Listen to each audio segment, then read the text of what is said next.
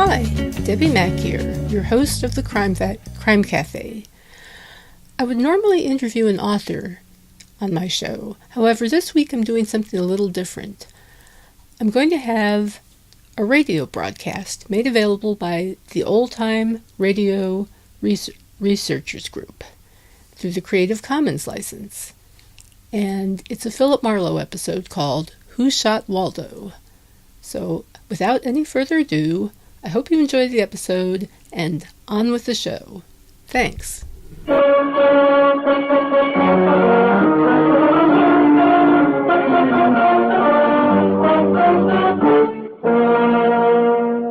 Lever Brothers Company presents the Pepsodent program, The Adventures of Philip Marlowe, starring Van Heflin.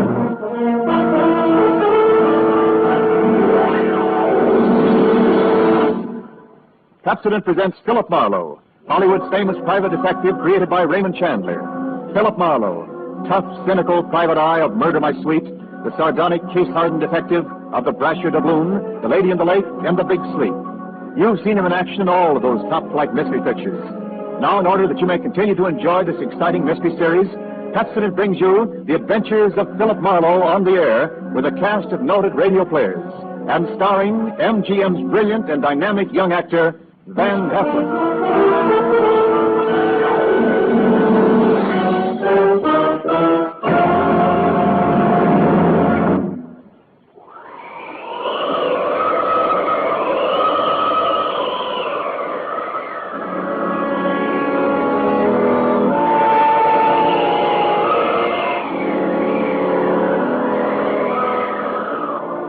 There was a rough desert wind blowing into Los Angeles that evening.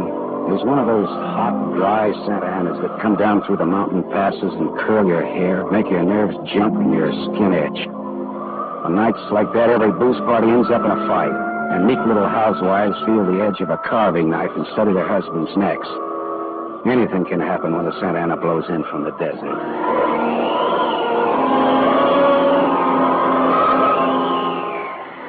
I closed up my office early. I got tired of reading Philip Marlowe, private investigator, backwards on the ground glass of my office door. So I opened the door and closed it from the outside and locked it and went out to get a beer before I went up to my apartment.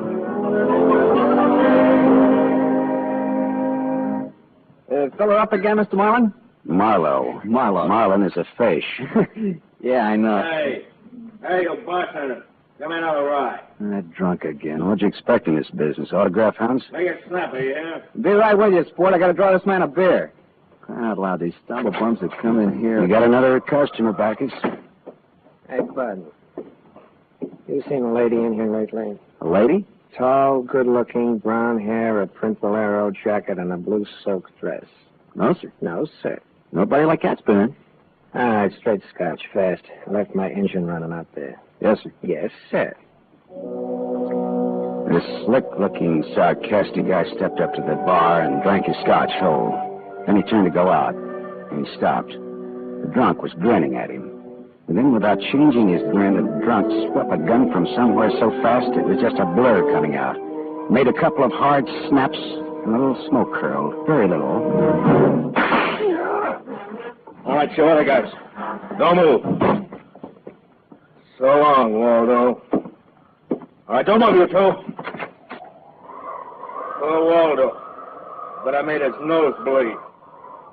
So long, boys. Drink up. All right, get on that phone, kid. I'll get his license number. Holy smoke. Holy smoke. Not too late. Drove away with this dead guy's car. Maybe he ain't dead. He's dead, all right. Where's your phone? This is for the police.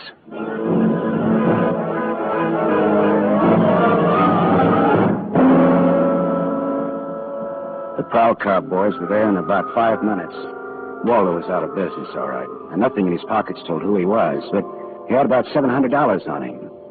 I told the cops what I knew, including about Waldo's tall, brown-haired pretty girl in the bolero jacket. It was about 9 o'clock when I stepped out of the elevator in my apartment house and almost walked right into a tall, brown-haired pretty girl in a bolero jacket, waiting for the elevator on my floor.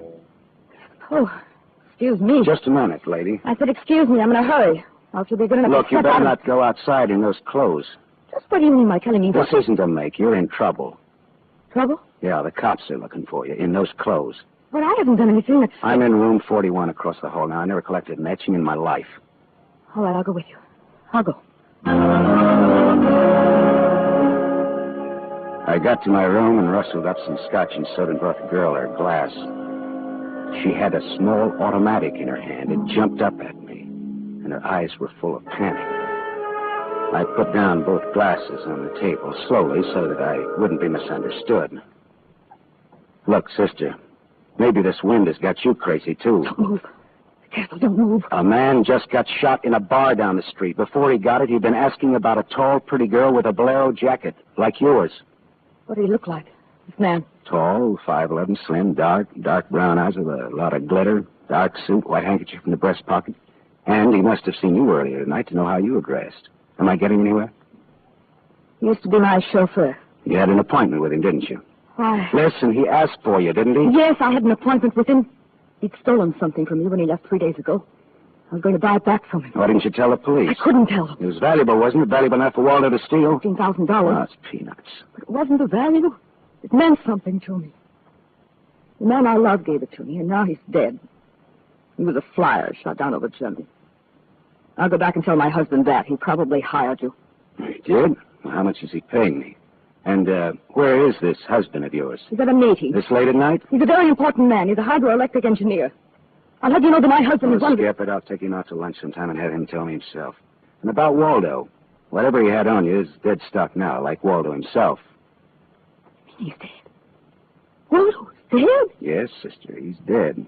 Dead, dead, dead. Lady, he is dead. Oh. Now scream and I'll give you 2 black eyes. I'm not going to scream.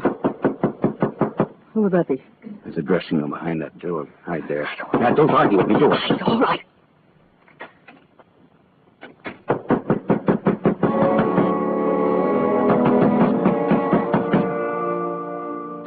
And I went to the door, making a loud, yawning sound. The backs of my hands were wet. I opened the door. Without a gun, that was a mistake. I certainly knew the gun I was looking into. A .22 target automatic that had already killed one man that night. And I knew the bald head and the flat, shiny eyes and the face like a poisonous lizard. Baldy put the muzzle of his gun lightly against my throat. I backed into the room, and Baldy kicked the door shut.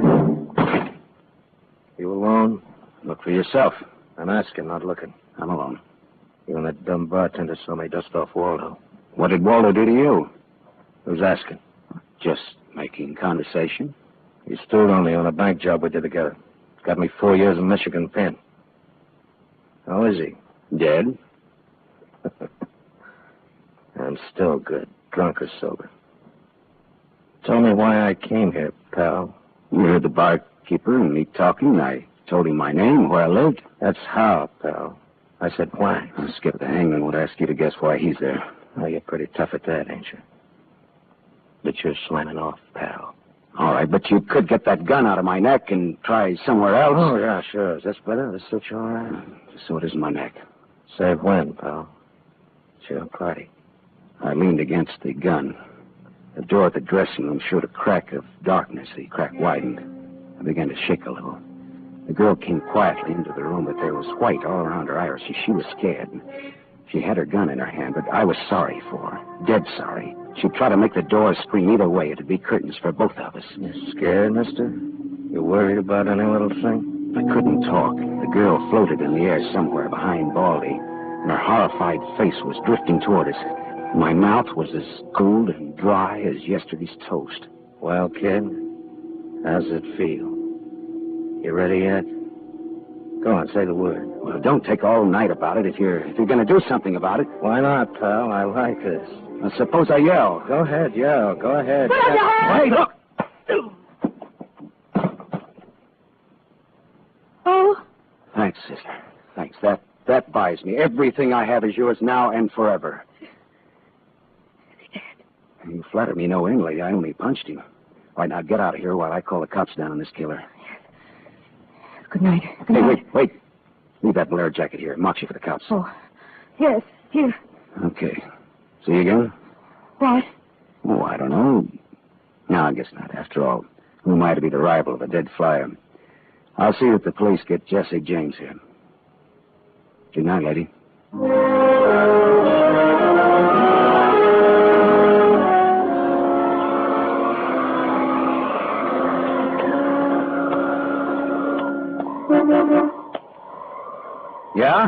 You mean me? Yes, please. Oh, you. Again, huh? Sit in. I must talk to you. You want to know what happened at headquarters, huh? Yes. Well, I went down there with the law and gave them the story. I left you out of it. Thank you. You saved my life, so no one knows a thing about you. Well, incidentally, neither do I. Well, my name is Mrs. Frank Bosserly. 212 Fremont Place, Olympia 24596. Is that what you want? I guess so. Well, there it is. Now, why did you really come back? I wanted my pearls. Pearls? Yes. Pearls, too, huh? All right. Tell me about the pearls. You've had a murder and a beautiful mystery woman and a sadistic killer and a heroic rescue. Now we will have pearls. I was to buy them back from a man called Waldo. Well, I saw everything that came out of his pockets, and there weren't any pearls. Could they be hidden in his apartment? It's possible. Waldo lived on the same floor you do in this apartment house. And why didn't I know him, at least by sight? He moved in last week. He managed to get a sublet. Great, a sort of an amateur magician on the side, huh? It's getting rather late. Yeah. What about your husband this hot, mysterious night? He's still at his meeting. You could have brought him along. You could have sat in the back seat working out a problem in hydroelectrics while... While what? Well, I didn't have any answers that wouldn't sound cheap or just ridiculous if from the sophomore class of radar team. I had an unlit cigarette in my hand. I threw it out of the window. I took a hold of her and kissed her. She sat very still. I was shaking when I let go of her. Her voice trembled a little when she spoke. I meant you to do that. I wasn't always that way. Only since Johnny Dalmas was killed in the war. He gave me those pearls. 41 of them, perfectly matched with the diamond propeller clasp. I'd have loved them if they'd been wooden beads, because he gave them to me. I love Johnny. The way you love just one time. You understand that? What's your name? Lola. Lola, how did you explain a $15,000 pearl necklace to your husband? I told him they were imitation and I bought for myself. How did Waldo latch onto them, what they stood for? When my husband was in Argentina, Waldo and I go for long drives. I was restless and wretched because of Johnny. Sometimes Waldo and I had a little drink together, but that's all. But you confided in Waldo about this pearl. I was a fool. And when your husband came back, Waldo stole the pearls and offered to sell them back to you, or he'd tell Papa, huh? I was a fool. And now you think the pearls are upstairs in Waldo's apartment? I suppose it's a lot to ask. No, sweetheart, huh? I've been paid. I'll go look. We're here.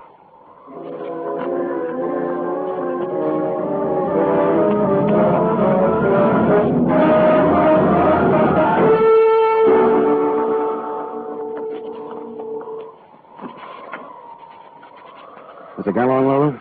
No. So? No. No pearls? No pearls. Oh.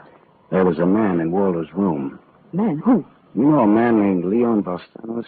Not by name. I don't know. Mexican, South American, about 45, small, iron gray hair, very neat, fawn-colored suit, wine-colored tie. No, I don't think I know such a man. Is he the one in Waldo's room? Yeah. What does he have to say? Very little. In fact, nothing. He's dead.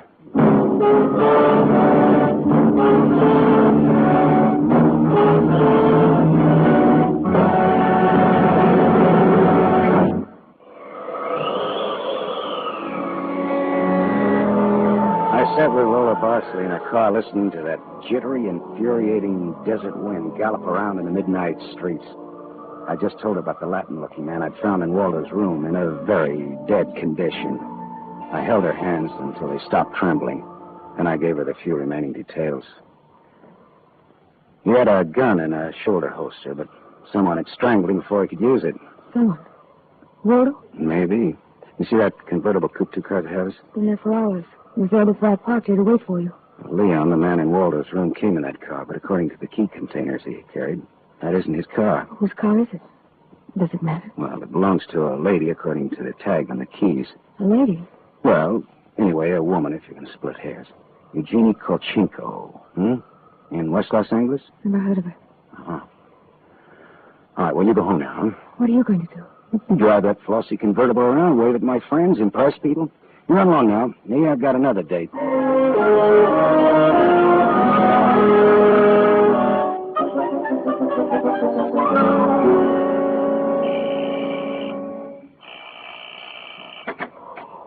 Yes? What is it, please? Miss Eugenie Kolchenko, Yes? What is it? did you lose or misplace a pigeon gray convertible coupe? What are you saying?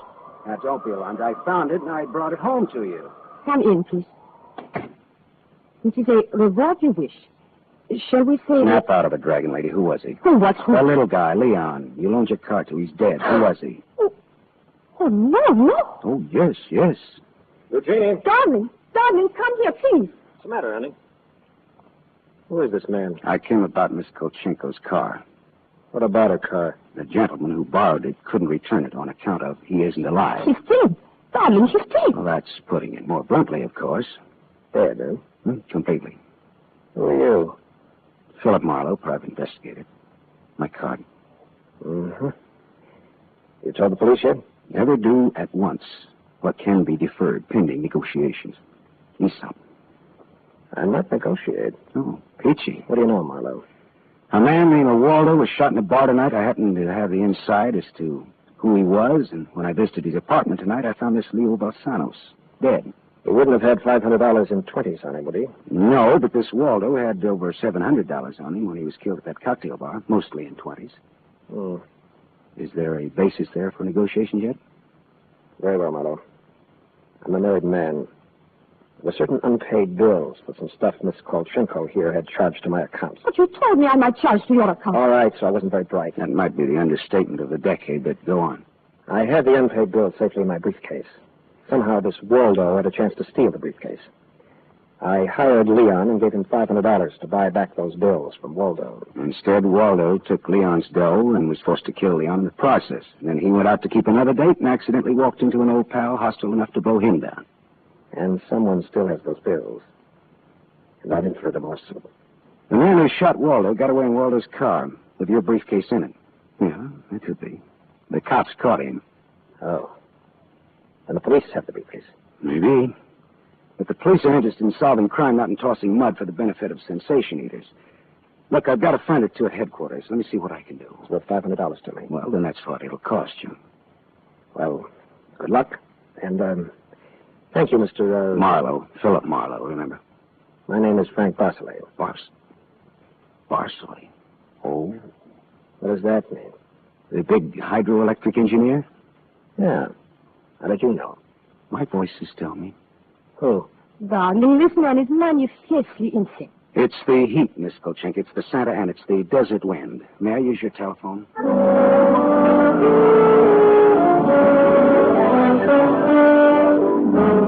Someday I must tell you about Ibarra. Salt of the earth, Ibarra, detective lieutenant over Central Homicide. I phoned Ibarra from Miss Kolchenko's house and told him where he could find a well-dressed cadaver named Leon and furnished a few small details. I gave Ibarra time to check my tip, and then I went down to see the good lieutenant and told him why I'd been up in Waldo's room, only to find Leon instead of a certain lady's string of pearls. Pearls, eh? Well, I thought Waldo might have them up there. Whose pearls were they? A lady's. Go on. Or they might have been in Waldo's car that Waldo's killer drove away in. Yeah. Well, what, yeah? They might have. Also a batch of unpaid bills charged to the account of a certain Frank Barcelay? Yeah. Uh-huh. Well, now, the police aren't interested in domestic scandal. They want to prevent or to solve crime, right? So? So I've got $500 for the police fund if those pearls and those bills are returned to their rightful owners. Quit your kidding. No, it's a valuable necklace. Yeah? There's your necklace. That's it. 41 pearls, perfectly matched diamond propeller clasp. That's it. That's the one. Take it away, Morrow. On the level?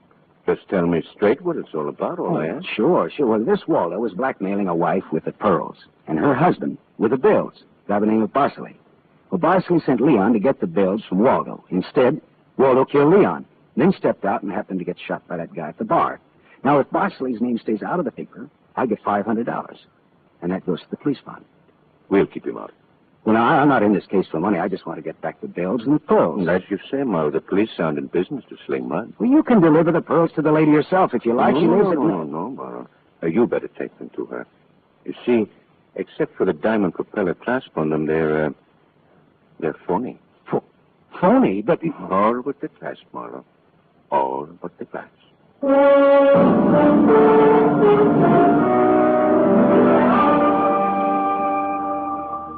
stared at him. So the flyer, Johnny Dalmas, the great lover, had given Lola a string of fake pearls.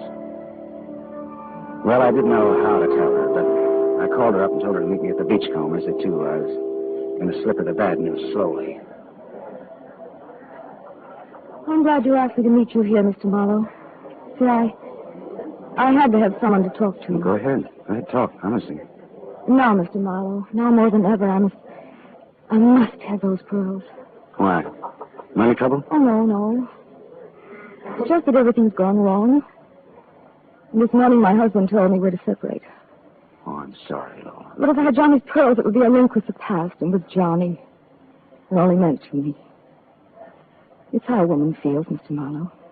I wouldn't blame you for not understanding. Maybe I do, though. So please, Mr. Marlowe, please, we'll try to find my pearls. Lola, look, Even if it isn't all of them.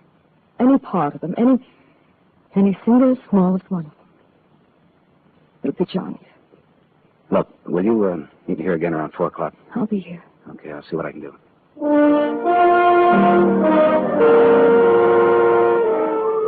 There was only one earthly decent thing I could do. I took Lola's glass pearls to a jeweler, and I had him take off the diamond clasp, put her on one of those strings of so-called simulated pearls that they sell you for $3, tax included. Then I went back to keep my 4 o'clock date with Lola at the Beachcombers. Well, Mr. Marlowe, anything new? Yes, the police found some pearls in Waldo's car. They found my pearls? No, not exactly. Not exactly. Well, Waldo was getting set to jail, Lola. He had the diamond clasp of your necklace attached to a string of cheap imitations. And then he sold the real pearls. Oh, how... Oh. These are the imitations here. Yes. But it is my clasp. The clasp is real. Is that all right? Yes, it's the clasp that Johnny Dalmas gave me. Of course it's all right. Oh, that's swell. Thank you so much, Mr. Marlowe. Forget it. I won't. Not ever. Well, is this goodbye? Yeah, I think so. You'll never get over Johnny Dalmas, Lola. If anybody ever bothers you again, though, well, let me know. Name's Philip Marlowe.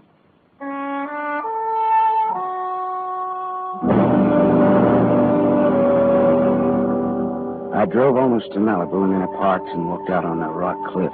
Then I reached in my pocket and dug out the string of Bohemian glass pearls that Lieutenant Ibarra found in Waldo's car. I cut the knot at one end and slipped the pearls off one by one. One by one, I flipped them into the water. The gull swooped down on them, and they flapped up again, screaming indignantly. The phony pearls had fooled Waldo and Lola Barsley, but they couldn't fool a seagull. I said to myself, to the memory of Johnny Dalmas, just another four-flusher. I listened a while to the wheeling seagulls. All at once I realized that the wind had died. The Santa Ana had blown itself out. The red wind was done. It was over.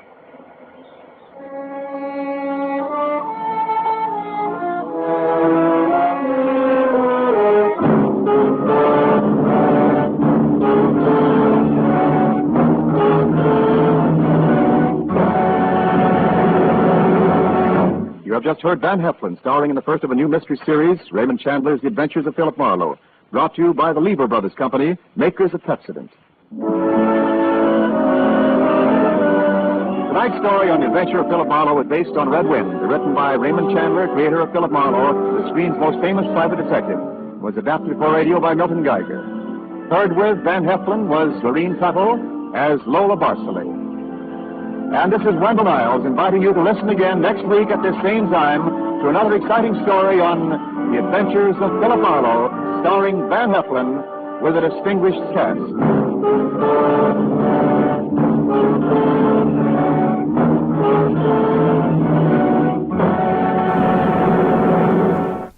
Actually, I'll have another author back for an interview in 2 weeks. Thank you.